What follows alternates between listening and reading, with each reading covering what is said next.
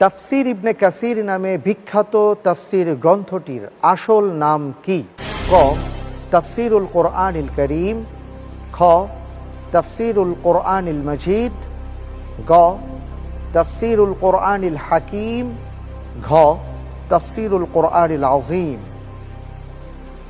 তাফসির ইবনে কাসিরের নাম জানে না এমন কেউ নেই। আলহামদুলিল্লাহ, একটি মাকবুল তাফসির, এবং সেখান থেকেই সবাই তথ্য উপাত্ত গ্রহণ করে থাকেন তাফসিরের ক্ষেত্রে।